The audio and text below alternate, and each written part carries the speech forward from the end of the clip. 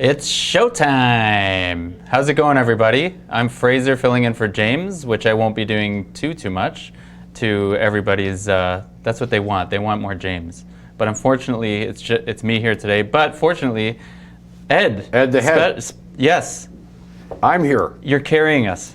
I'm Atlas. Atlas is carrying the world. So lots of action today.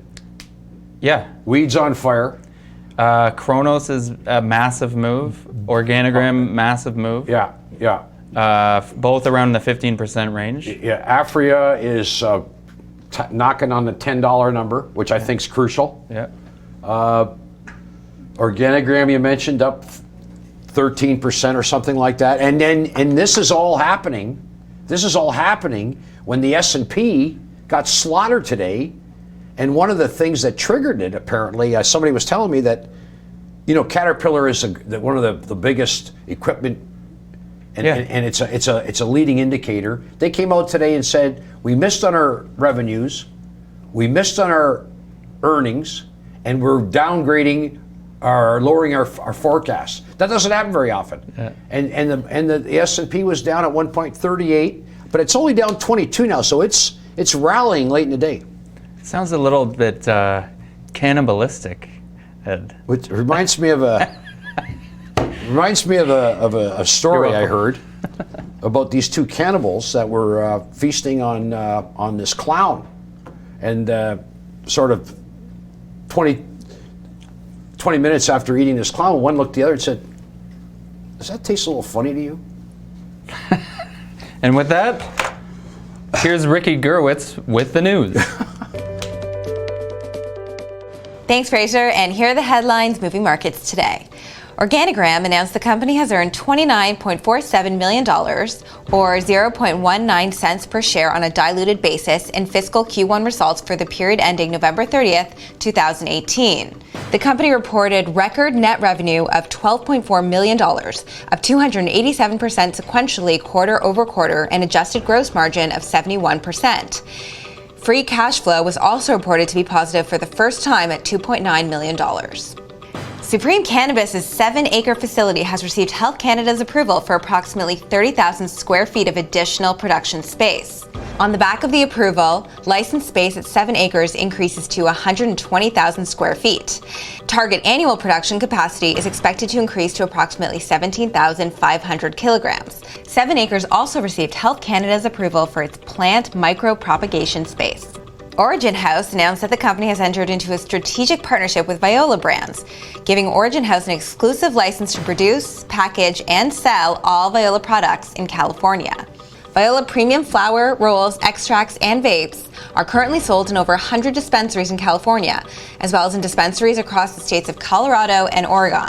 Viola will also be launching in Michigan later this year in a vertically integrated facility which includes cultivation, processing, and retail operations. Village Farms International and Emerald Health Therapeutics announced that its 50% owned joint venture, Pure Sunfarms, received their 6th amendment to the cultivation license from Health Canada. It's for its 1.1 million square foot greenhouse in Delta, BC. This amendment permits Pure Sunfarms to expand its cannabis production area by approximately 138,000 square feet to a total of approximately 825,000 square feet. With this amendment, the first 3 quadrants of the 1.1 million square foot Pure Sunfarms facility are now licensed for cultivation. The newly licensed area is expected to be fully planted and in production this week. Delta 9 Cannabis Inc. announced that it has entered into a definitive agreement to sell its 50% interest in the Delta West extraction facility to Westleaf Inc. Under the definitive agreement, Westleaf has agreed to issue an aggregate of 5.6 million common shares in consideration for the acquisition of Delta 9's 50% interest in the project, equating to approximately $14.95 million. Closing of the transaction is expected to occur on or about January 31st, 2019. Okay, I have a bunch over the shoulder, or just this over the shoulder. Rubicon Organics Inc. confirms that it is in active communications with Health Canada with respect to its wholly owned 125,000 square foot greenhouse facility in Delta, BC.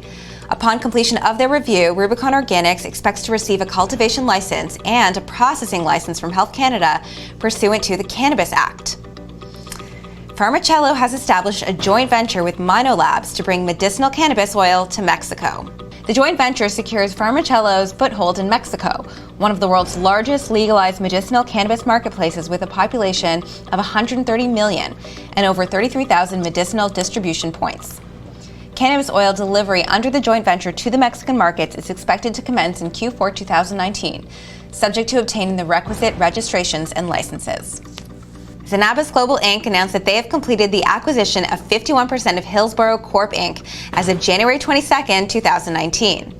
True Booch is a kombucha company with expertise in the creation of cultured tea beverages. Zenabis and True Booch intend to draw on each other's expertise to infuse cannabis into True Booch cultured tea beverages. Zenabis has acquired 51% of True Booch in consideration of the issuance to the True Booch shareholders of over 400,000 common shares of Zenabis. And in broader market news, 114 of the S&P 500 components are set to report earnings this week, with tech heavyweights likely to grab the headlines with Apple, Amazon, Facebook, and Microsoft all on the docket. And that's your news for today.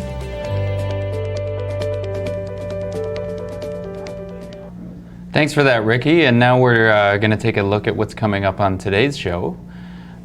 Should be a pretty good one there, Ed. We just covered the news. Coming up quick is Benjamin A. Smith, who's our lead financial writer. We're going to talk about some of the tickers in the space. And then we have Obie Strickler, who's the Grown Rogue International CEO. Also, later in the show, we're going to be talking with Tetra Bio-Pharma. That's coming up just after the market close. Yes. Guy Chamberland. Or Guy, we'll figure out from him either way. We're going to look at a feature, CBD and weight gain, which is pretty interesting because there seems to be some confusion surrounding those issues and more. So Ed, we were just talking about Cronos, a big, massive move today. Yeah, I've got the 1-year chart up as we speak, so we can get that up on the screen. Yeah. I think we should because the move is quite spectacular. Last I checked, it was over 15%, which is which is a massive move for a company with a market cap. Their market cap is now $4.32. Is this the second biggest one now? Billion dollars. Did you say? Did you say $4.32 million? No. I said $4.32 billion. What about one of these? I think two of those. You know what? Like now, here, look at this company here. This is. They're not the second biggest though. We talked about Aurora's. on previous shows. We talked about how this thing was sort of moving up and getting close to its highs. Mm-hmm. The high being there, and then we got close here and it backed off. And a lot of guys probably thought good time to short it because it couldn't go through it. And then, bingo. Look at this. We're clearly moving into uncharted territory, blue sky, as it were. Yep. Sky's the limit. When you get into uncharted territory, everybody's a winner, and it just you do not want to short this. If you have, you're probably wrong because there's no way of knowing where it's going to stop. It could gap up tomorrow $4 or $5. And I'm not saying it is. I'm just saying be very careful of a stock breaking the new highs in a hot sector. Well, it's got the new market cap with you couldn't see this before. We did $4.32 billion. And Aurora's still second, I believe, with the $9.35 billion. And OrganiGram, which we covered in the news. Yeah, they're rocking out today pretty hard. They're rocking in the free world. OGI is now $6.91. Let me just put that up.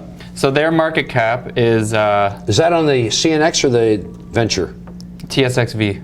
Yes, the venture. Okay, 691. Well, now, here, get the chart, please, on OrganiGram. But their market cap's $900 million. Now, this is nowhere near a new high. Well, it's close to a new high. Okay, let me rephrase that. Let me rephrase that. Rephraser it. Thank you. Yeah. I guess we'll have to use that a lot. Let's rephraser that. But it's attempting to get into that rarefied space. There we go. And there's the high. It looks like back in that's got to be October. And here we are. Nice day today, up about what 12, 13%, but they made 12 million bucks, didn't they? Yeah. This company's throwing off some serious money. So obviously a market leader in the sector. For sure, and actually both of those companies I had visited to with my fancy pants cinema camera. With your crew? With your, with my whole crew. Camera crew? Yes, OrganiGram was very impressive. They probably have some of the most impressive buds I've ever seen. They were huge. Yeah. Before, and a state-of-the-art facility? Yeah. Oh yeah. So before they were, and they grow in tiers. So, but before they dry their buds, there was a James. There's a nice shot of James who was holding one up and smelling it like it was a glass of wine. It was 72 grams before they started drying it, or something like that. It was huge. It was like that. Let me. If that big. If you had a bud and then you wanted to cut down the content, would you say Bud Light? No, I'd say this bud's for you. So okay, so there's a couple of the big ones today, and we've got more to cover a little later. Yeah. Are you? We going over to see Ben now, or not quite? Okay. We still have a few minutes before Ben. Let me get weed up. And actually, the viewers, just shout out to everybody watching right now: Carl Bowden, James Watson, Nick Dushko. There's definitely some interest in MPX, which makes sense because the end of the month is, it's fast approaching. And at the end of the month, if you're an MPX shareholder, you become a Ianthus shareholder. Right. We mentioned that last week. There's a all paper transaction. Yes. So not to beat a dead horse, but it is interesting that there's some action there today because that's imminent. Yeah. So, and I just put up the weed chart. Weed is our biggest market cap. Yeah, Bruce Linton. Yeah, and look at this thing. This thing is now somewhat similar to what we just saw with OrganiGram. The highs are in here, and we're now about $10 away from the high. Look at those green candles on the way back up. It's like Yeah. Steady, No, it's. I got to tell you. Steep increase. I didn't see this coming. I did not see this kind of enthusiasm come back to the sector, which makes me think that there's going to be a lot more action. Action brings action.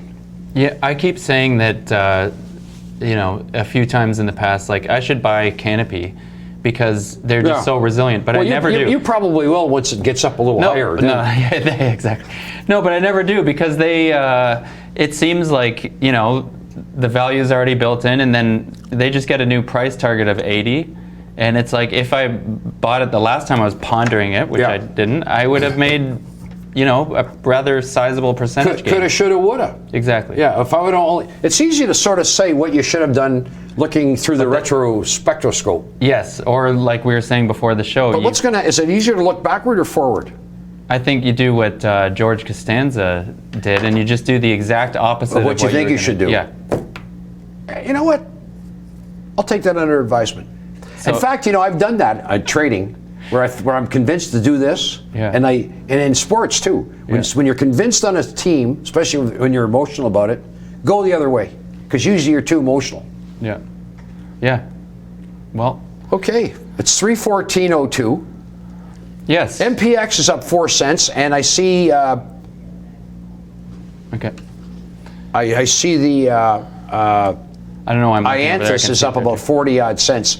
So here's the thing: is I actually expected the prices to sort of more or less move in tandem, and for you to have, like, let's say you had. Well, what's the ratio? 0.167 Ianthus shares per one MPX share. Okay, so if it's 0.167. So 1,000 shares of MPX would get you 167. Yeah, so that ratio is like 1/6.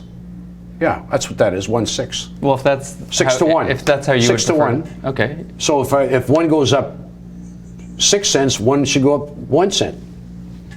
Yeah, or the percentage gain on a daily basis should more or less be the same, but it isn't. I'm noticing that Ianthus seems to be able to outperform. It does. Yeah. Yeah, I saw that. So, you know, somebody fill me in unless I'm missing something. What do you call maybe you buy up MPX to get a little. What do you call a guy sitting in a hole? It's gonna. Yeah, that's. Yeah. I like that one. I'll tell that one to somebody else. What do you call a guy, a woman leaning on a wall? Eileen. Anyway, I like that one. It goes on and on. Yeah. Okay. Did you do MPX chart? Okay, let's take a look. Because we're just trying to get Ben on the horn here. No. Let's do an MPX chart, and let's do. Big. You know who big mover is today? Do you know? Chiron.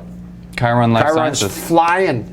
Is it? It's flying. It really is flying. It's over. I think it's around $2.12. And when we had the guy on last week, it was starting to. Remember we said $1.80? Yeah. Was that with you? I can't remember. Yeah, I was there. And I said to him, I commented, you must be doing something right. Yeah. Well, whatever he was doing, he's doing more of it right.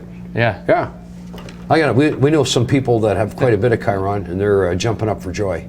Yeah. Okay, so what are we trying to do now here?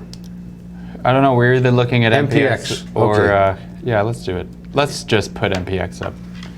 MPX said they will be adjusted the date of the close of the deal. So they're gonna. So this adjustment changes? Is that what they're saying? Well, if I'm to believe our viewers, then yes, which I have no reason not to. So. Yeah. Well, our viewers are some of the most informed viewers in the universe. That's the one good thing about our viewers. Our viewers are special. Hey, Peter is going to one-up your joke. Peter Puck, he says, what do you call a guy laying on a floor? Tile? Matt. Oh. There you go. Okay. Chiron just hit 219, James Watson says. Thank you, James. That's a pretty big number, considering they were... Holmes? Yes, Watson? Yeah. They were, they were doing well. Look at this, $1.13 here, up 6 cents on MPX. Which doesn't sound like a lot, right? But it... You know what? I want to just remind the viewers that, it wasn't that long ago when it looked like the marijuana industry was in dire straits. And, you look at every indicator and you go, oh my God, what are we going to do? And it was much ado, like maybe it peaked when they went, and here it is now. And when the pessimism was the greatest, that was the lowest point. So John Templeton's right. Buy to the sounds of cannons and sell to the sounds of trumpets. Are we hearing trumpets yet? I don't know. How do you know when that... today's a huge day. Maybe... That's why you look at technical indicators that measure enthusiasm or optimism versus pessimism. Because there's going to be a correction. And we saw Dan, the chart man, say that, right? Like the risk-reward ratio, as things go up, starts to tilt in the favor of the down. Of the down. Of the down. Children of the down. Okay. Now, are we waiting for Ben? We are, but you know what we're going to do? Maybe we should have bend over. Well, let's do a little S&P update. I want to do that. I think this is very important. Okay, let's do that. Thanks for reminding me. You're welcome. You're such a caring host. SPX. Now I want to put up a shorter term chart here, which I'm going to do right now, 3 month. Okay, so click.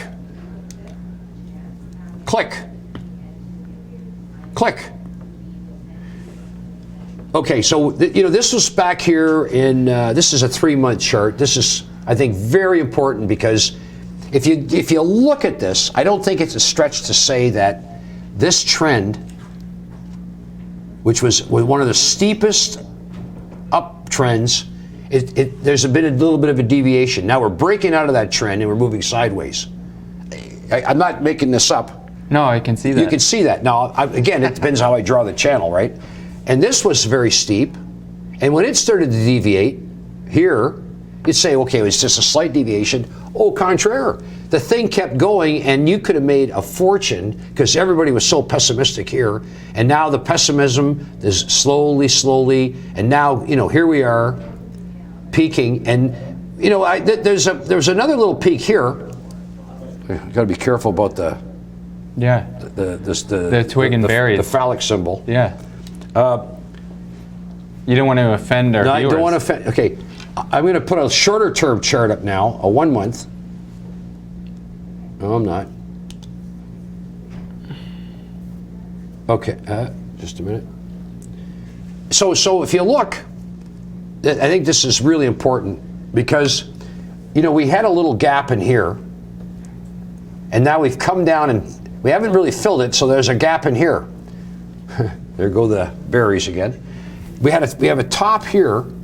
Again, this is just in the last month, and then this top couldn't get up there. Now, what I'm suggesting is if this thing starts to roll over, and it may not, and it may break through, but if it rolls over, it could spell another downward correction. And we're seeing such volatility that the downward correction could be steep and swift. Two things, steep and swift.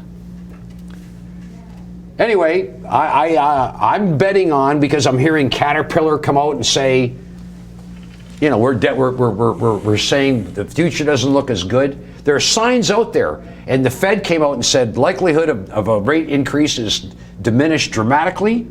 This made commodity prices move on Friday. There's some signs out there. There's some cold winds. Speaking of cold wind, have you been outside today? Yeah, it was so cold the elevator shut down today. Winter's coming. And you know, just to make a point about how difficult it is to trade commodities, today, one of the coldest days of the year, one of the worst conditions, natural gas prices are actually getting hammered. You'd think they'd be flying, but they're not. But maybe it's already been priced in and, you know, all this stuff. So, okay, next. What do you want to talk about? What do we want to talk about? There's just so many companies that are just on a tear right now. I think oil's down sharply today. That's a measure of economic activity. Did you pull Aphria's chart already? No, because they seem to be gathering more steam than they've been able to in the past. They're at what are they at, 997 right now? You think they're going to go into the locomotive business if they're getting more steam? Here we go. Okay, well, this is interesting. Something's got to give. This is what we were talking. So I've shot in Aphria, Cronos, Weed MD, which is coming up. We're going to be releasing that soon. I think that'll surprise a lot of people. But to keep with the big guys, Aurora, Aphria, Cronos, Canopy. I've been in all those places, and I have to say, if I'm going to compare Cronos to Aphria, I think that's a fair comparison. Aphria is going to have 1 million square feet soon. Cronos has a huge build out of an indoor grow and some greenhouse. What's the Niagara one? The CanTrust. CanTrust. They have a ton of growing space. They've got it up super fast. So I see those companies, if you forget about the market cap, I see them sort of in the same general ballpark. Yeah. So you got Cronos with a 4.3 billion now. I think CanTrust is still just shy of $1 billion maybe, and Aphria's at what are they at, 2.5 now? So do you think it's worth looking at? Aphria's up on the screen here. I got it on the thing. Let's take a look. 2.47 billion. So yeah, I mean, let's talk about market cap for a second here. Versus but let me just I'm not really but I wanted to mention this because this gap still hasn't been filled. Okay, there's a gap there when all the shit hit the fan with the bad press and whatever. We have a top in here, and this little top in here is not quite through. If it can get through here, then I think we got a good ride coming. So that's what I'd be looking for. But you got monster volume there, and volume is okay. And then you mentioned market caps. Yeah, market cap. You got to look at market caps. Yeah. But I think what the one thing Cronos has that nobody else has, it seems to have unlimited deep pockets because of its relationship with Altria. Mm-hmm. And that, listen, if you don't have cash, the door is shut down pretty fast.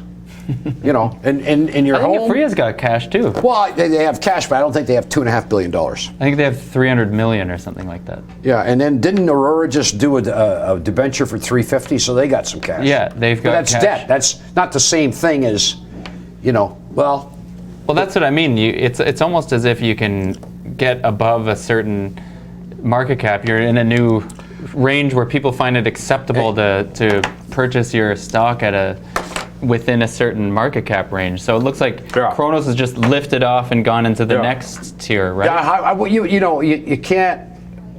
You can always say, well, what if this happened? Well, you can say that about anything, but if Altria didn't come along, where would Cronos be? Keeping in mind that Citron said it was a piece of doo-doo. Yeah. And here it is, arguably the best performing cannabis stock that I know of.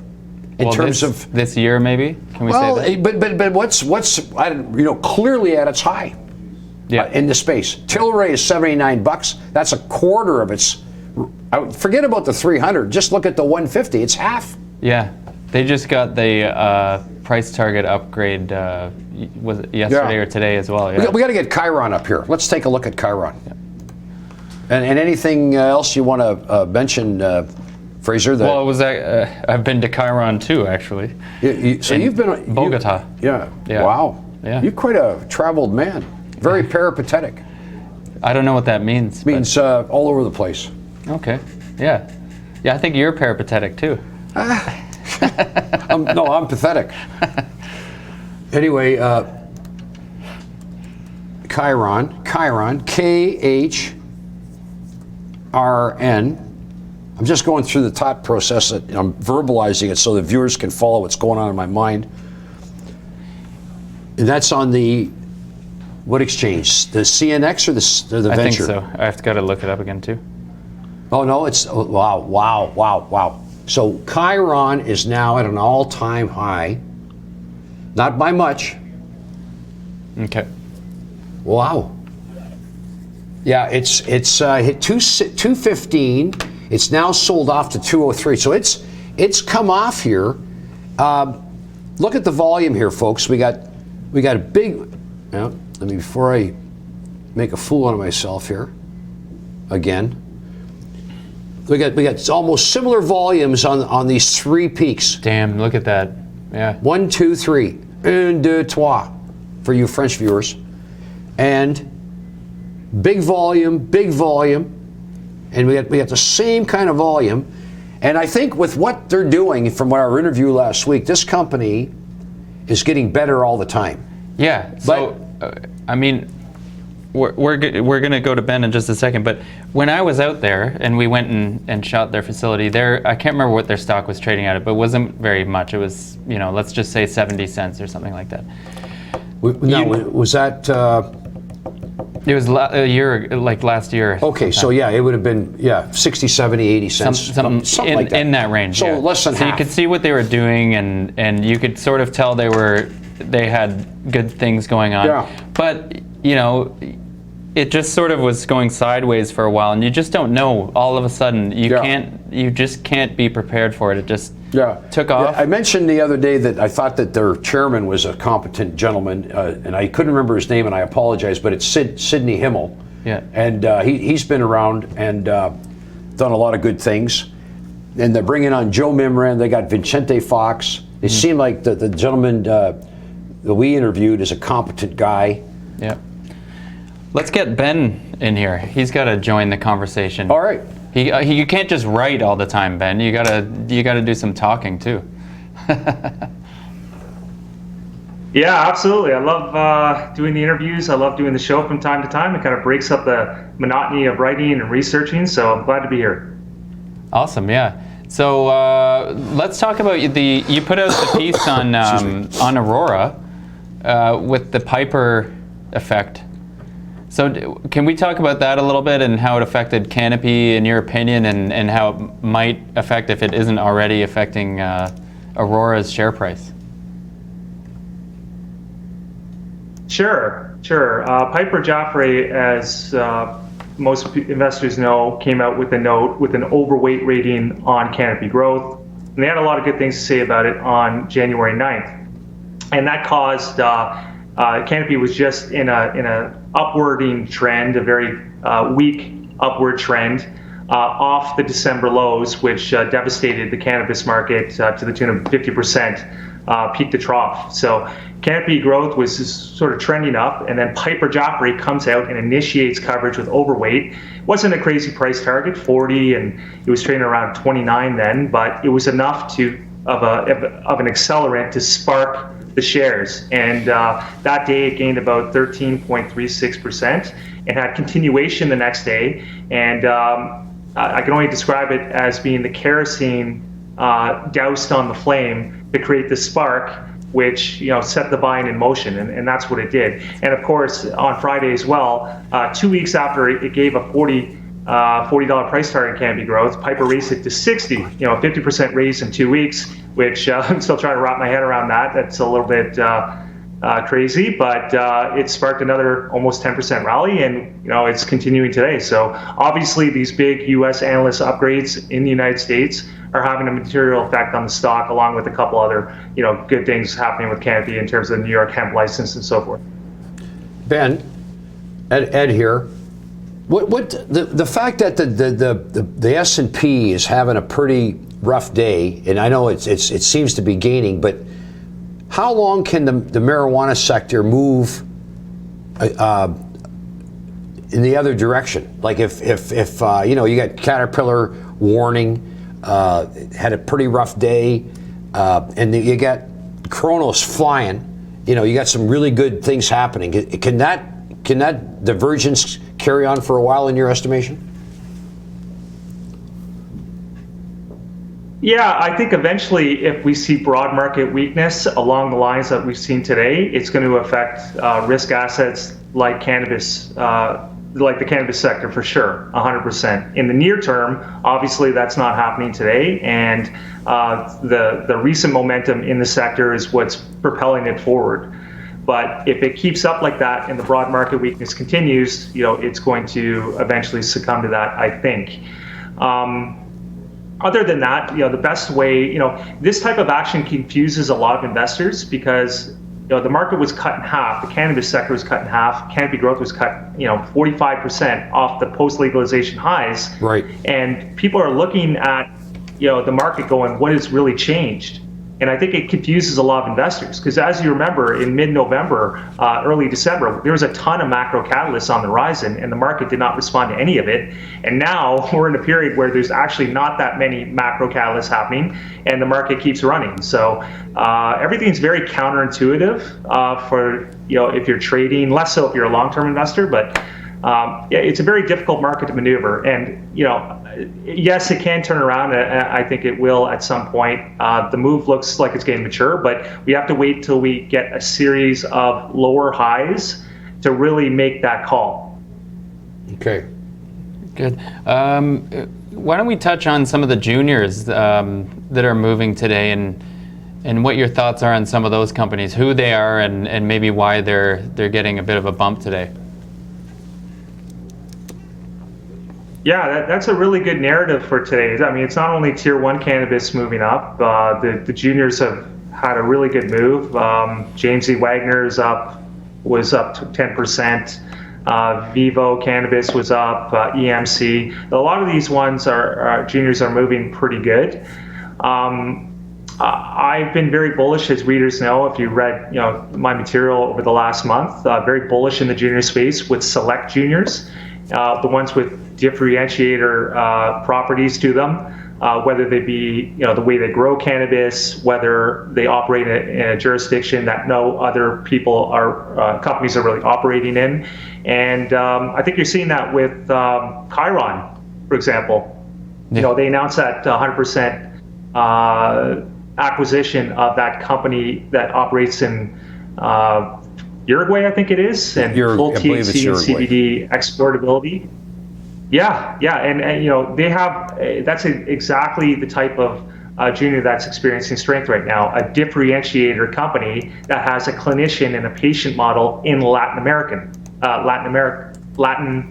So yeah, no other company is really doing it. No other company really has that type of model. There are other tier ones that have assets down there and are growing cannabis and want to export CBD, but no one's really has a patient clinician model like Chiron, and I think it's being rewarded because it makes itself in my opinion, a good bio candidate over time, and it has differentiated properties that no other company can claim to have.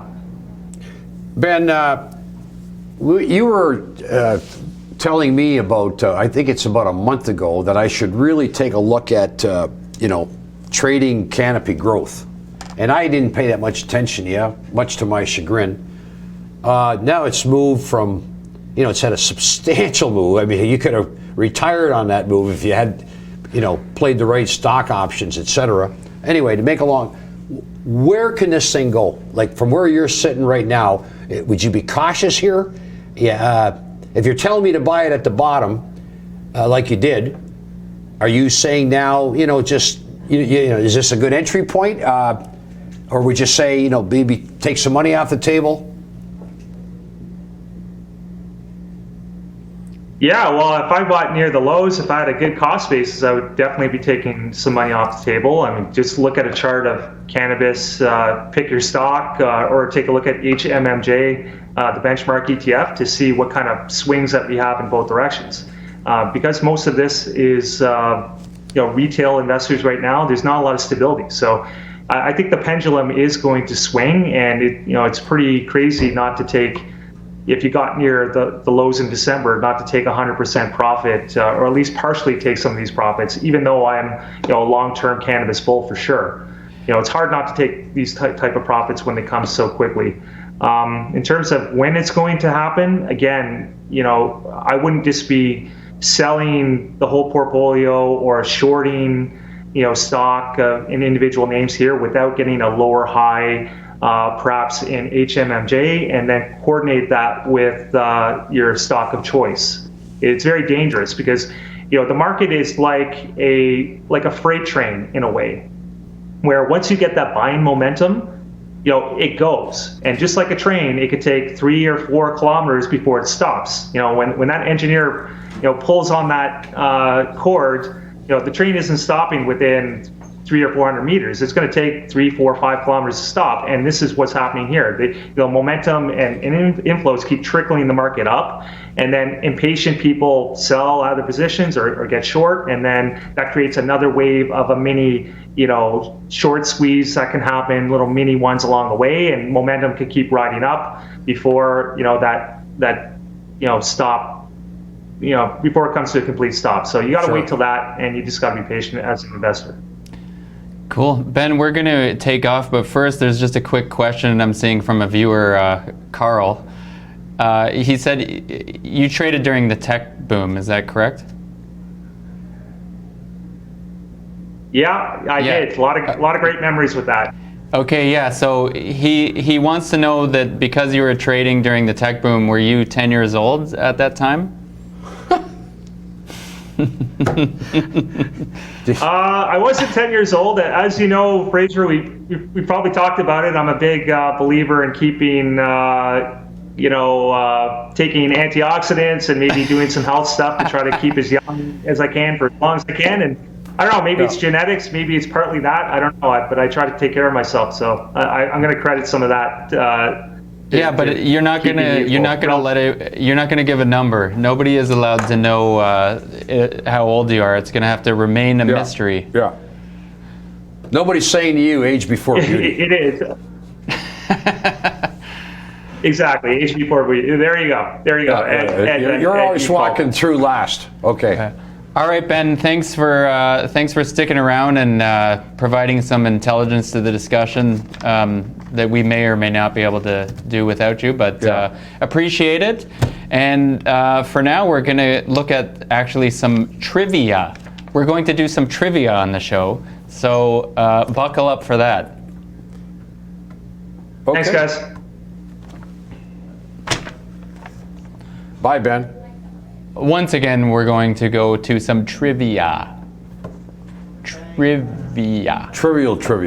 Or trivial. It's otherwise known as today's Q&A. Yes. Yeah. Okay. How long is that going to take? Time to test your IQ. The more we talk about cannabis, the more we want to know about cannabis. Like, is cannabis a fruit? I mean, it has seeds. Is it a vegetable? Because we eat it sometimes. Or is it just a flower? Who knows? And you can debate that because it's not our question today. What we want to know is, which of the following plants is most closely related to cannabis? Not in an uncle or cousin kind of way. Is it tobacco, cocoa, sage, or hops? This is a tough one, isn't it? Stick around because we'll have the answer coming up shortly on the show. Hey everybody, we have CEO of Grown Rogue International, Obie Strickler, joining us right now. Obie, how's it going? It's going good today. How are you? I'm good. I'm great. So let's dive into your company. Can you give us and our viewers an overview of what Grown Rogue International is all about? Yeah, Grown Rogue is a vertically integrated multi-state operator with assets in Oregon, California, as well as Michigan. Our focus is on bringing the best quality products into the markets, really about innovation and taking our business model that we've taken very aggressively with a single state and 3 licenses into 3 states and 22 licenses as of today. So what states are you? You're in Michigan and where else? We are in Michigan, Oregon, and California. Oh, okay. Oregon as well. Okay. Yep. And I'm just looking over your press releases. You have a 19,000 square foot cultivation in Detroit. We have 20,000 square foot of cultivation in Detroit that we're getting licensed right now. Mm-hmm. We have a retail dispensary in Midtown, which will be about a 3,000 square foot. It's one of 75 licenses that are going to be issued inside of the city of Detroit. Okay. And then we also have one of 4 licenses that were issued in Hazel Park. Okay, that sounds good. What's the timeline for the retail? So, but when you're able to open and actually sell product? We're anticipating the first retail store coming online in Q4 of or Q3 of 2019 this year. Second one will come on in Q4. Our production center will also be on in Q4. Okay. I'm not sure if you're aware of the lottery situation that happened in Ontario. Opening a retail location to me seems rather complicated. Like there's a lot of moving parts, point of sale, getting product, security, all that kind of stuff. And in Ontario, you have 60% of the lottery winners were just individuals, not even running businesses. So, what's your experience with how complex it is to get a retail store open? Yeah, the complexity comes in the licensing structure. There's challenges when you don't have the right process and procedures in place. And so for Grown Rogue was a very experienced cannabis operator in multiple states. You know, going through the retail process in a new state is kind of a common theme that we've done in other areas. What it takes is a good team. You have to understand the regulatory landscape, work within the parameters that they put in place. So in Michigan, it's really quite simple. There's state licensing, which then goes down to the local licensing. And so we've achieved or secured the right real estate locally. And then we take that, once you have the zoning and the approvals from the local jurisdiction, you kick that up to the state, and then the state goes through a very detailed background check, financial, taxes, to make sure that they are only allowing the most secure and best operators to have licenses in their state. Good. Speaking of Detroit specifically, are you anticipating good sales there overall, like comparison to other cities? Is it the type of place you expect to see better numbers than others? Or The answer to that is absolutely. I mean, Michigan is one of the most exciting markets in the US right now. So Michigan has the second largest patient database in the US, only to California. It's the largest per capita database inside of the US. Now, to put that into comparison, Michigan has about 10 million people. Canada has 40 million. Michigan has more patients than Canada does. How's that possible? It's a good question. Yeah. One of them is the U.S. is really where the big opportunity in this sector is. It's why Grown Rogue is so focused inside of the different states that we operate here. The other part of it is Michigan's a very advanced state when it comes to cannabis consumption. Medical cards were easier to get inside of that state, but that's why we're so excited about the opportunity to take our proven model out of Oregon, which has been very successful in our year-over-year growth, and apply those processes, our products, our brand, as well as the execution of our team into one of the, arguably the most exciting and largest market in the U.S. right now. Yeah, speaking of exciting markets, you mentioned California. Is it a bit daunting to enter that state given the high level of competition and just the amount of people that want to get in there? Yeah, I mean, I would say daunting is a relative term, seeing as though we come from Oregon, which is arguably the most competitive state in the U.S., and our business model has been proven out. So we look at California as very close to the existing operations that we have, as well as it's the largest market in the U.S., quite possibly the largest cannabis market in the world as the industry continues to mature. So our battle-tested team, having navigated through price compression, the challenges of innovation and being lean manufacturing through Oregon, has positioned us arguably better than any public or private company currently in the sector to go into these new markets. Okay, and let's talk about your team a little bit. We'll give you an opportunity to do a little bit of bragging here. On January 3rd, you had a press release about the appointment of your Chief Operating Officer, who's Adam Wolf. I'm just looking over this. He's got 15 years with Hilton Hotels and leadership roles of multi-billion-dollar companies. Maybe you could just talk about Adam and his role and how he'll help the company. Yeah, so, again, one of the challenges we've seen in cannabis historically was the attraction of really good talent. One of the things I've been very good at in my career is inspiring great people to come join the company. Adam's another example of that. He comes with a great history of operational excellence in a number of the companies you just talked about. The two most pertinent ones to what we're doing is 1-800-Flowers, which is, he actually lived in Toronto for a series of years as he was running a large sales organization there. And then he was also the CEO of MJ Packaging, which MJ Packaging was the largest private cannabis packaging company in the US up until I think just recently. And so Adam brings a skill set, an attention to detail, a focus on the operational components of the business so that I can focus on, the strategic growth, the vision, the expansion, and the other things that, I spend my time on now. So what's next for you in the company this year? What can investors look at to kind of measure success as it relates to the company? I think Grown Rogue's a real gem. I mean, we came out inside of the market, before kind of the constraints around new CSE companies being listed. Our market cap's around $20 or $25 million. You compare that to the large kind of multi-state operators that are similar to us, and they have multi-billion-dollar valuations. And so the likelihood of Grown Rogue getting 100, 200% return on our current cap, that might add $30 or $40, $50 million to our current market cap. You look at a company, that's got $1 billion valuation, how do they achieve that same level of return? They got to grow their market cap by $1 billion or $2 billion. So we look at Grown Rogue's continued focus on our business model, which we've proven in Oregon, and then the expansion that we're having in California as well as Michigan is really being a game changer in terms of how the street, the investment community looks at our company. And I think as you continue to track us over the next, several months, quarters, as we continue to expand, we get our operations up in Michigan, you're going to see a real change in the response we get from the investment community.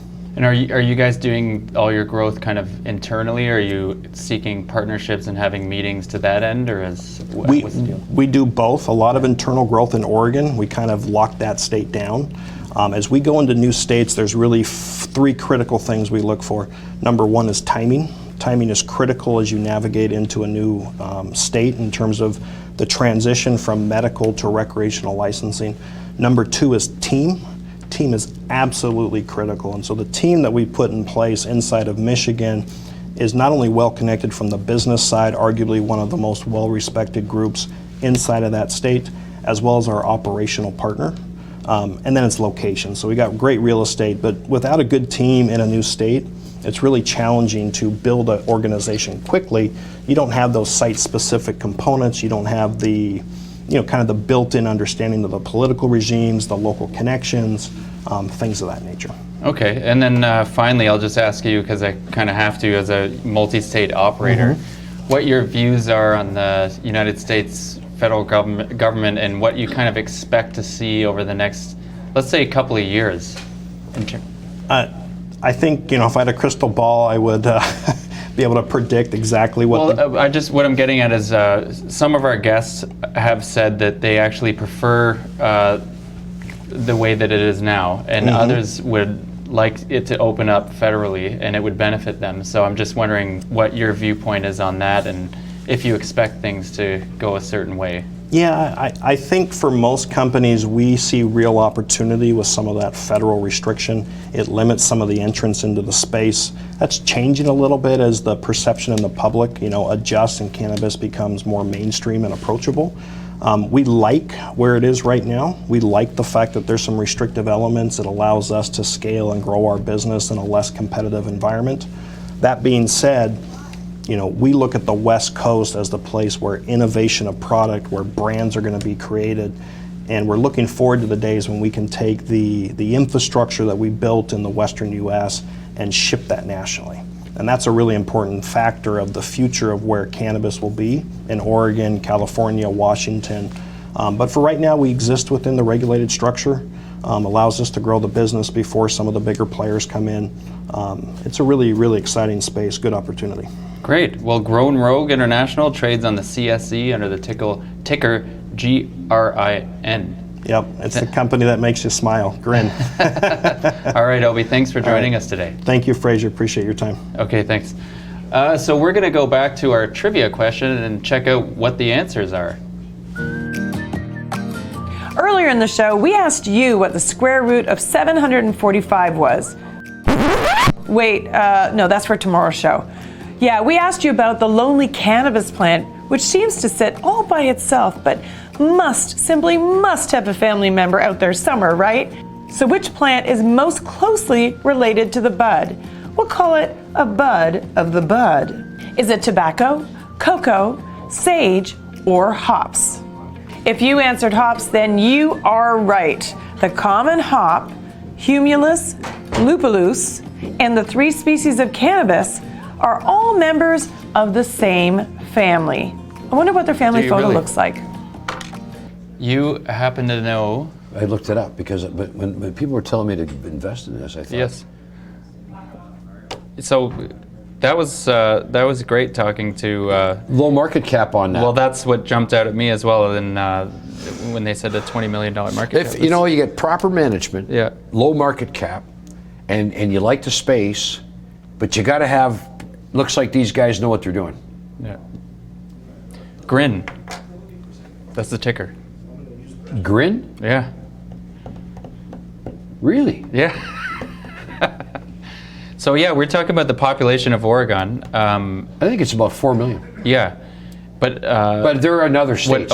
That's right. So Obie was talking about Michigan as having the highest per capita uptake of medical cannabis, which is quite interesting. There's really? 10 million. I wonder if there's something going on in Michigan that would make them do that. 10 million. Maybe I know what it is too. It's the dismal play of the Detroit Lions. Have you been to Detroit? I'm sure you have. I grew up in Windsor.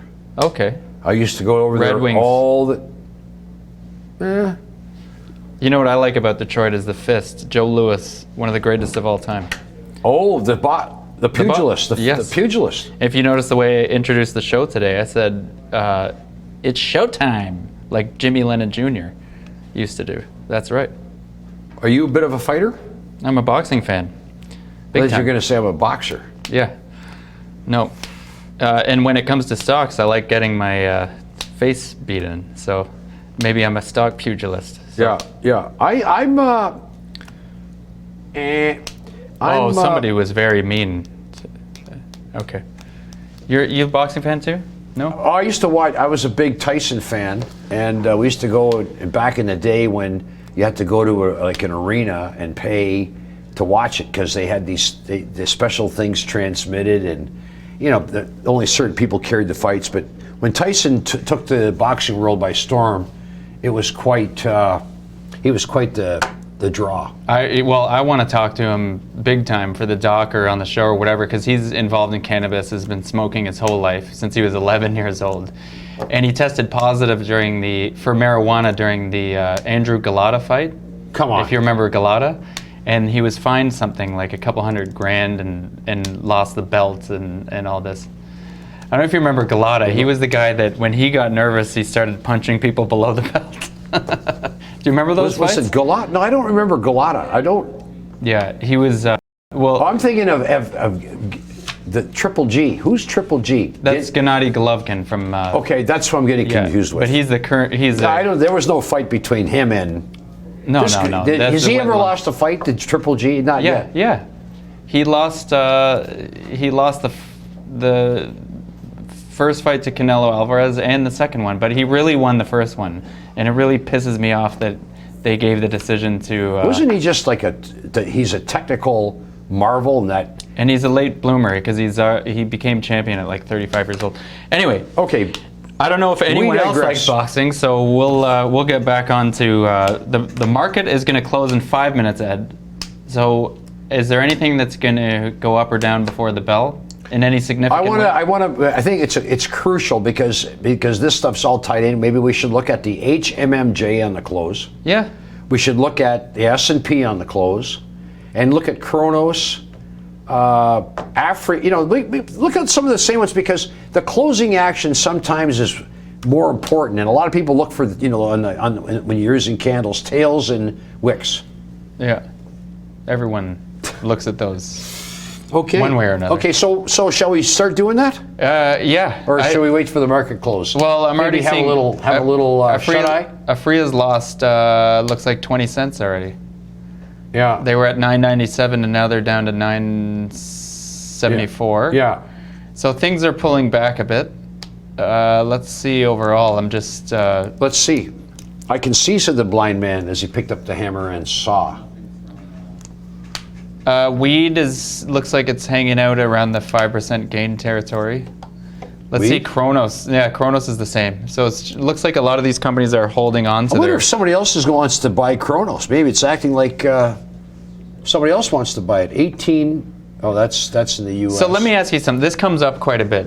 If you were a larger market cap cannabis player, company, yeah, would you even consider taking out another large cannabis company, or would you exclusively be looking at the more junior guys?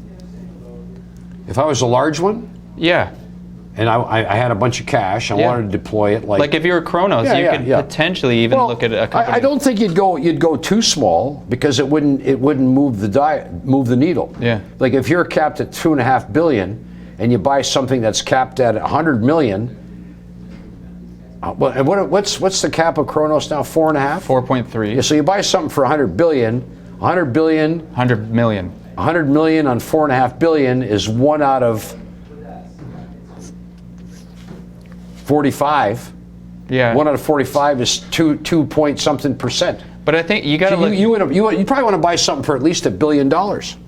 Well, yeah, or at least something that you think is worth $1 billion, right? Because there's companies out there with assets that are, Ben brings it up a lot, but JWC, like their market cap is pretty small, but they once they've built out the old GM plant there in Kitchener, it's a big producer. What's the market cap for JWC? I think it's less than 100 million. Yeah, I don't know. I don't know. But see, this is But everybody likes that company, don't they? They say it's got some. Yeah, I've shot there. Would you say it's a niche company in the space? Are they unique? Yeah, because of the way they grow with aeroponics. Okay, so they don't use soil. No, and therefore they don't use. They don't need pesticides and things like that. Because the pesticides come from the soil. Right. I think it's just because it's water, nutrients in the plants. There's no need for nematodes. It's not pesticides. None of these guys use pesticides. They're ladybugs. They buy tons and tons of ladybugs. Yeah. So, yeah. M&A strategy is very interesting. But look at GGB.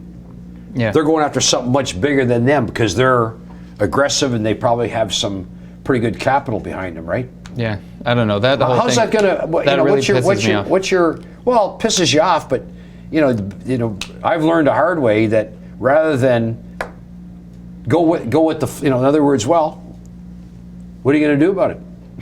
Like, stay pissed off. I'm gonna make a big stink about it, Ed. Make a big stink. Well, you know how to make a big stink? Go get some beans, sit here for a while, and you're going to make a big stink.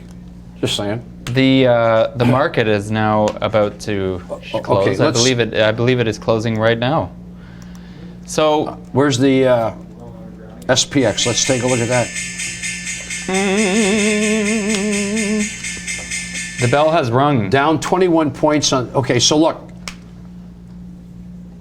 I'm gonna put this up because I think this is so crucial to,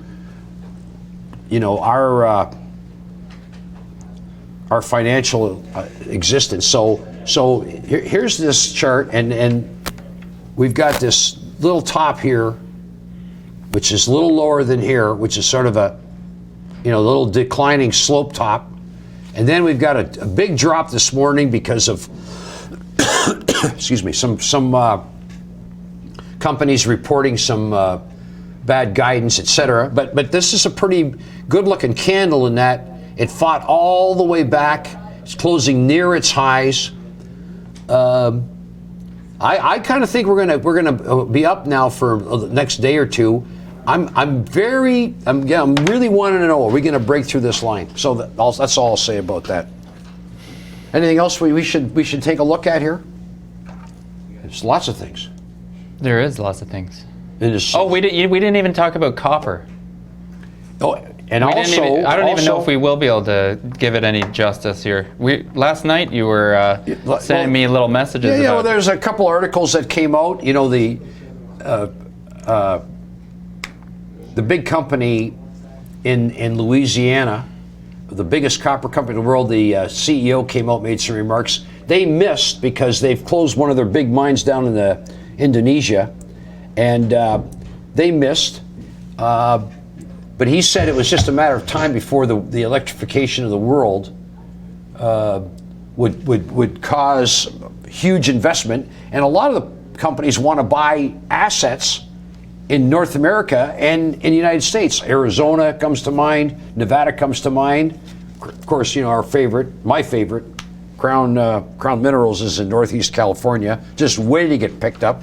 Crown Mining, Steve Dunn. It's Crown Mining. I said Crown Minerals. I don't even know the name of the company. I just own the stock. Copper, I think, was down quite a bit today. It was up 8 or 9 cents on Friday. I think it was down 4 or 5 cents today. Lot of. I think the main thing is to repeat ourselves from months ago is that eventually you have countries like India saying they're going to have fully electric cars sold only by, I think it's 2030. It's, the battery metals are going to be more and more in demand at some point, which one would think means the price is going to go up across the board on all those metals, especially considering the fact that a lot of those metals aren't currently being mined at a rate they need to be mined at. Like I think Steve was saying, there hasn't been a new copper mine put into production since 2012. Maybe there's been one. Well, there's a big one coming up in Panama. Yeah. If we could get the control room to give us the symbol for Freeport McMoran, that's the one. Freeport McMoran? Yeah, McMoran. Freeport McMoran is the biggest copper producer in the world, I believe. Does the control room know the symbol? I can't remember. It is FCM? FCX on the New York, FCX. Okay, on the New York go. Stock Okay, Exchange. good. Thank you. You're Control welcome. room. I think the control tower is having a nap.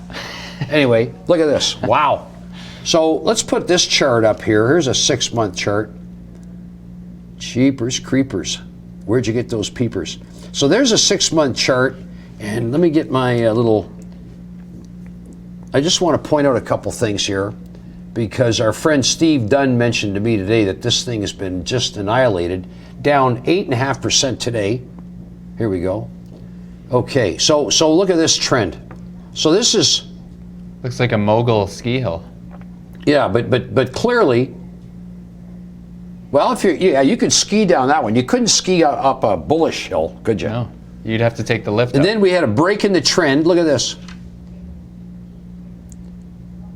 I suspect that if the gentleman's name escapes me, the CEO, talking about how, you know, the demand for copper has to go up if we're going to electrify the world, or because of electrification. So since they came out with their earnings, the stocks dropped from around $12.50, $12.60, now down to $10.20. That's what, 25%? 25% drop in 3 days. I don't know if we're going to get much lower here. We got major volume. If you're looking for something to buy that's a bit contrary, look no further. Here's something. Well, I'm not telling you what to do. Yeah. No. We never do that. We never do that. So. But you know what's sad is 25% in 3 days. Somebody like me who's just started following stocks more or less with the marijuana cycle is sort of like, well. But it shouldn't be that way, right? Well, look. You know, I've been doing this for 40 years. I started in '78, fresh out of the accounting world. '78. It's now, 40 years. 40 years. 40 years. Well, are you 40 years old? No, not even yet. close. No, I'm So when I started, you weren't even born. Okay. What am I getting at? Look, you know what? You think you know a lot. When I came in this business, I was sort of full of piss and vinegar and blah, blah, blah. At the end of the day, I now realize I know enough to know that I don't know very much. Oh, I know something too. What I know is that we are being joined via Skype by the CEO of Tetra Bio-Pharma, Guy Chamberland, or Guy. Sorry, but I didn't get a chance to ask you beforehand. Is it Guy or Guy? It's Guy. Guy. No problem. Yeah, you're a Montrealer, is that it? Yes, I am. Cool. I'm quite fond of Montreal myself. So let's dive into your company here. Tetra Bio-Pharma, and for those that don't know, trades on the TSXV under the ticker TBP. In December, you had, I'm just looking at a press release where you guys had successfully concluded a phase 1 clinical trial. Correct. Yeah, so just tell us about the trial and what you can talk about that you discovered. Sure. Well, basically, we had completed, actually, in 2018, we completed 2 phase 1 trials. So we had performed a phase 1 trial with some cannabis oils, and then we decided to do another phase 1 trial with the vaporizer.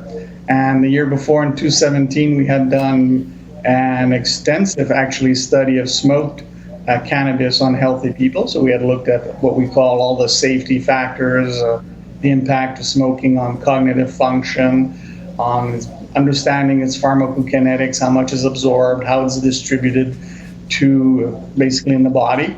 And then we also had looked at all the vitals and all of the safety parameters. So we've repeated that again, like I said, with the vaporizer. And that for us is important because we're trying to develop the knowledge to be able to eventually to bridge the future inhaled products. Right, which that leads me to a press release just super recently, actually, about that you filed for a patent application for your PPP-001 drug product. Yes, that's correct. So this morning we announced that we have basically filed a patent application in December. We were able to develop what we call some composition of matter. So we discovered that there is a unique, I guess, blend of cannabinoids and terpenes that is smoked, which is completely different from what is inhaled, say, by a vaporizer, using the same, say, source of the drug, which in our case is a PP01 blend. Okay, so I guess part of what you're doing is, well, 2 things. You're looking at the difference between vaping and smoking and what that does, but also you're creating that blend, which is what you're looking to patent. Is that like different strains of cannabis, or how does that work? Well, it's a blend that we created that has a mixture of 3 strains that gives us a product that has 9.5% THC and 2.5% CBD. And what was essential for us is we had been studying now for more than a year, basically the full combustion of cannabis and what happens to it. Basically, in the pharmaceutical world, our drug is actually, say, the smoke or the vapor. So we need to understand what the composition was going into the lungs of the patients to understand it. And so today we know exactly what people breathe when they're smoking, say, the drug, in our case, PP01, or vaping it. And it's two different, how could I say, mixtures of what we'll call medicinal ingredients. So you won't find necessarily the exact same terpenes in the vapor as you do in the smoke, and the cannabinoid profiles are different. So that was something pretty significant, and we understand the whole process of how we were able to create the drug. So we were able to get protection for the manufacturing of the drug as well. Okay, that's interesting. So is it because the vape isn't actually combustible? So in other words, is this something that could potentially down the line be ingested in another form, or some other method of intake, or does the vaping actually have an impact on what the patient is getting? Well, there's two different components. The first component is what we call the volatile organic compound. So basically everything else than, say, the cannabinoids that you'll inhale. That is very different, say, between a vaped and a smoked product. What we really focused on in the last, say, 6 months had been what happens with the cannabinoids. Are they all being converted? We talk about decarboxylation, so we studied that. And we looked at the efficiency of delivery, and that's important to understand how much is actually being absorbed. So whatever comes into this, for example, whatever you'll breathe in is then available for absorption by your body. So we now understand how much goes from the, say, the dried bud that was in the drug to the vapor or to the actual smoke. And that we understand today, which is very key. What it's going to lead us to, which we hinted at in our news release, is we're working on future generations. So eventually with this understanding, we're going to be able to create future versions that will be, like I say, very strongly patented and protected for going to the markets. Okay. As we move towards, say, more sophisticated drugs.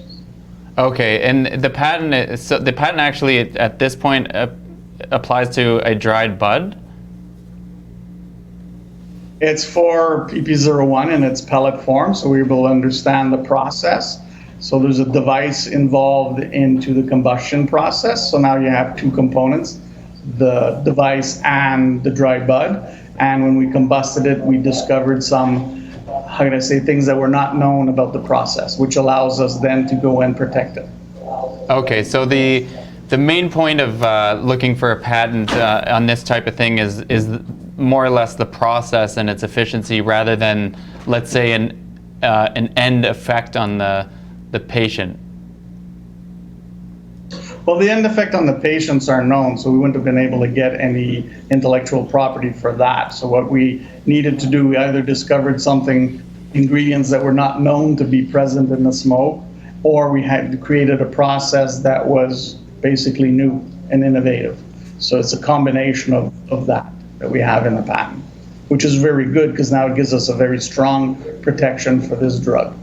Okay, great. Is there, just looking down the line a little bit, is the company more or less going to be focused on this PPP001 drug, or do you have other things going on that you're excited about moving forward?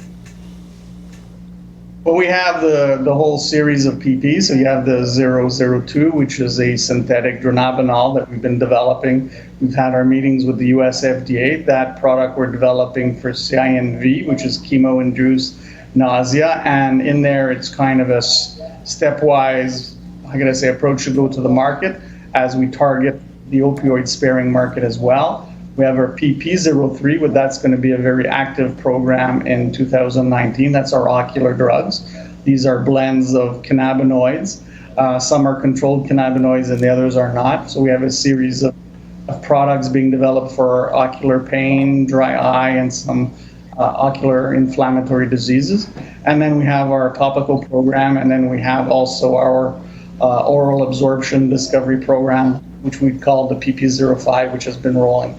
So you're going to see the company becoming more and more a pharma as we move forward, as we, target to create more value for our shareholders and our company. And I think the Ocular is going to bring that. And I think when we signed on with our partnership with Altus that we announced also earlier this year, that's going to contribute to a more solid, protected pipeline. Yeah, well, Guy, it looks like you guys have quite a different focus than a lot of the other companies that come on here. So I appreciate that. And 2019 looks pretty exciting for Tetra Bio-Pharma. So Guy, thanks for joining us today. Welcome. All right, there goes Guy Chamberland of Tetra Bio-Pharma, trading on the TSXV under TBP. And say that 10 times real fast. I don't think I can do that, but I can say I can talk about CBD, which might be a miracle drug, but will it make you gain weight? Sean Cookson finds out. The Munchies. I've experienced this phenomenon before. Late at night, rummaging through the freezer and cooking up a buffet for myself. So considering the Munchies are a side effect of cannabis, should we be concerned about gaining extra weight? The research shows that that is not true, that cannabis users do not have a higher BMI or body mass index than non-cannabis users. So no worries there. Well, that's a relief for other people than myself, obviously. Just look at me. But what is it about cannabis that makes us so hungry? When we're hungry, when our stomach is empty, our bodies produce a hormone called ghrelin.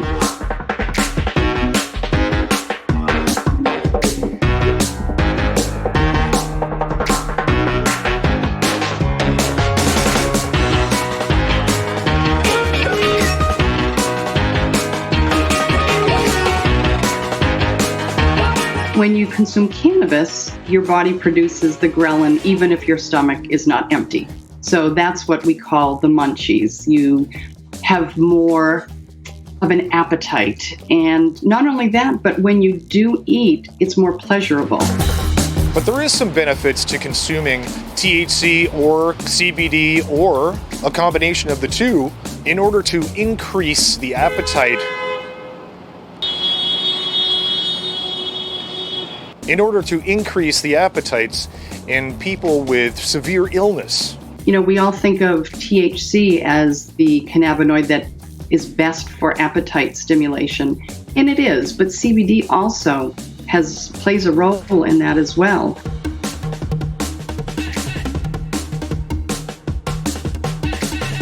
It's anti-nausea. A lot of people who have nausea, they don't have an appetite. They don't want to eat. It's neurocalming. It decreases your pain, so it makes you more apt to eat. So recreational munchies aside, this could be a game changer for people who need to increase their appetites. This is really important for people who have cancer, older people who, like my dad, who did not have much of an appetite. So if we can do something to increase the pleasure of eating and increase the appetite, it's really helpful for a lot of people. So it seems as though there's no correlation between cannabis and weight gain. But having said that, once you get the munchies, it's not too often that you're going for a kale salad. Everything in moderation. Am I right, Sab? Yeah, that's right. Beautiful poutine here. For Midas Letter Live, I'm Sean Cookson. Whoa, I saw the poutine at the end there, and I like some poutine. And Ed, you were just talking, so salad, I like salads. I think most people do, but to me, they can be a bit of a pain to make. I don't know. But, well, you told me you had a big one last night. A big what? Well, easy. Maybe it was a big. I ate a big salad Skidorsky or whatever. Polsky ogurki. Meat I had salad. a big Polsky ogurki last night. Yeah, I had a big romaine salad, little red onion, salt, pepper, olive oil, and crushed garlic. That's it. Well, that's all fine and you know, I had this really. That's all fine and dandy. Yeah. I had one of the best salads I had in the, well, I guess this was kind of in the summer, but I went to Pioneer Village because I have 2 little kids and we brought them there. And we had a vegan salad that they had there. We're not vegan or anything like that, but they put way more effort into it. There was like 1 million different things in the salad. It was delicious. I would love to have it again, but I wouldn't want to make it just because it would be so time consuming to julienne all the stuff and buy all the different like Well, seeds. you can buy the carrots shredded, you know. I don't like doing that. Why? Because it's they're dry. Yeah, but you're making it, as soon as you say I don't like it, you don't like it. Say I like it. I like doing that, and then you like it. Okay. I love cooking. I cook all the meals in my house. But you don't like making salad. Well, I'm just saying that that particular salad had like 20 ingredients. Because you just said it takes a long time to make salad, but well, it takes longer to cook.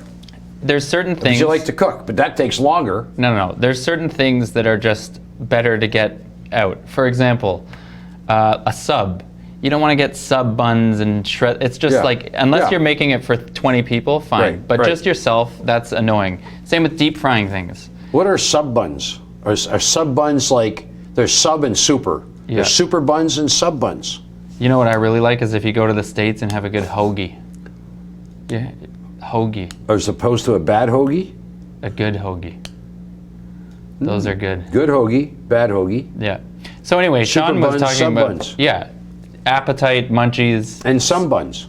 Some buns and no buns, or yeah. So you know, I think everyone knows. Very kind of a rabbit kind of conversation, like bunny. Yeah, rabid. And I think the point of that is that everyone knows that, you know, you can get the munchies if you're smoking marijuana, but they were just saying that CBD doesn't in and of itself make you hungry. Okay. So that's, but I don't think it's going to make you buy a mixed salad bag then. No, I don't want. You know what? Okay. Salad in a bag. I like that. I like the way you think. No. You like the way you think. No. But if you get salad in a bag, you can get salmonella that way. I lost a salad 20 years. Can I? Okay, I want. Bag salad's disgusting. Why? Because it's like all dry and it's been processed. No, it's not dry. Salmonella comes. Put some water in it. You see those bags of spinach we're giving people salmonella? Just giving them the shits. I think you're less likely to wash bagged salad because it's sort of pre-done, and the whole point is to skip all that. Wash or watch? Wash. Okay, so a friend of mine just suggested I take a look at CLIQ. Can we do that right now? Because apparently this thing's just had a. We're going off the rails here. Going off the rails. See, it's a. Well, it's past 4:20 now. Let's bring up Click. It's something that we talked about before the show. Yeah, what I don't know much about this company, but it's. Let's take a look here. I want to look at the. I think I kind of do. Is it Alcanna? Yeah. So here we got a 1 year chart. That's the Alberta liquor control. Oh, that's the okay. Yeah. Okay, so what happened?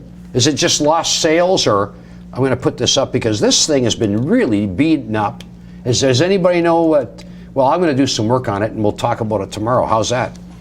We could do that. We could do that, supposing James will allow such a discussion, which I'm sure he will. Look at this. It broke support, and you know this is again. I don't know if I didn't know what chart this was. I'd say, hey, this thing broke support at a pretty high level, and look, if you didn't sell like it there, if you thought it was going to come back, look at this. Whoa! And then biggest volume. What's this? Get out of there. Yeah. Well, a lot of charts looked like that around that time. Yeah, but isn't this a marijuana company? They they're going to sell cannabis in liquor stores. Yeah. And were they allowed to? Well, you're putting me on the spot a little bit. Okay, you know what? So Aurora, let's find out for tomorrow. I thought this was the company that Aurora had a deal with at some point. You know what? I should have got. He said, take a look at this chart. Yeah. So anyway, it looks like it's trying to get something going here. And now my computer's dead, so I can't even Google it. So just technically, it looks like it's trying to build a base. Maybe it's going to pop here, but there's a gap on the. Those gaps always get filled. Yeah, they do. Not always. Not always. They tend to get. Oh, jeez. Maybe you had too much salad. You know what? Salad. Okay. There's the gap, and we're saying it'll blow it, but it's got a constructive base pattern there. That looks like a. Yeah, what's that look like? Looks like a ski hill. Yeah. So there's your click. Are you in or are you out? You know what? I'd like to know more about it because obviously, I mean, it spent a lot of time, much higher. Well, you know, I think today was just interesting in general because most of the big action was in the top tier companies or even just a step down, like so OrganiGram, for example. You know, we're seeing a bunch of tickers go by here. So a lot of the juniors didn't really move too much. You know, we saw a few, but again, I want to point out there's been some divergence. The weed stocks, the big ones, really surged. We saw some of those, and we saw the S&P down 20 odd points, and it came back almost half. Almost half? Yeah, well, it was down 38, and it closed down 22. So that was the S&P index.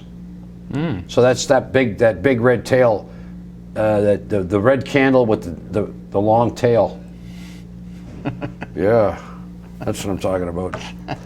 Okay, so here we are, 426.16. We got time for one more chart. I'm going to put up my favorite. Let's do an honorable mention. How about Amex? AMX. We had Victor Cantori on the show. Thing was 2.5 weeks ago was 19 cents, 18 cents. Hit 62 again today, which is quite a bit from 19. Yeah. Traded. Well, let's get the chart. That's the Quebec action, isn't it? It's the Quebec connection, the French connection. AMX. And what's the metal there in this one? Gold. Gold. There's gold in the hills, but it's right in the heart of gold country, Val-d'Or. And look at this volume. Every day, million plus shares. Good share structure. Closed at 58. What's that make the market cap now? At 60 cents, it would be 30 million. So a little less than 30 million, 29 million. I guess it's. I can't remember that, but it's an orogenic gold deposit, and I think that was there's an article written by Tom Calandra in the U.S. about this thing, and these are the right rocks. It looks everything's right here. It's just about how big, but they're finding high grade gold, seriously high grade gold in the right district. Anyway, looks like I missed the boat on that one. Well, but hopefully another boat comes by for you. Maybe it will. All right, folks, we're going to take a look at what's coming up on tomorrow's show. James is going to be back? James West. I was going to try to come up with his middle name, but I actually don't remember it. He will be back. Well, you can say anything you want then. I think he was in Florida again. What's he doing there? Getting a tan and, hanging out. Hanging out? Yeah. And just hanging out. Hanging out. But tomorrow he's not hanging out. He's right back here in the hot seat. And he will be speaking with Rick Brar, who's the CEO of Zenabis Ventures, Anthony Durkatz of First Republic Capital. Oh, yeah, that's they're behind the Huge. Yeah, that's right. And then Menashe Kestenbaum, who's the Enthusiast Gaming CEO. Now, I don't know if he was the guy that was on last time. I think it is. They were on a couple months ago, and that was sort of interesting to me. Because I am a gamer. I know about video games. How about you, Ed? You play video games? Yeah, I used to when I was younger. When that was sort of a lost, wasted youth. I used to play Pac-Man all the time. Pac-Man. How long can you play Pac-Man for? It's over in like 20 seconds. Not if you know what you're doing. Okay. We used to make the thing go pretty good. Cool. Well, folks, thanks for watching. We look forward to being right back here again at 3 p.m. tomorrow with James back. And yeah, thanks for watching. See you next time. So long.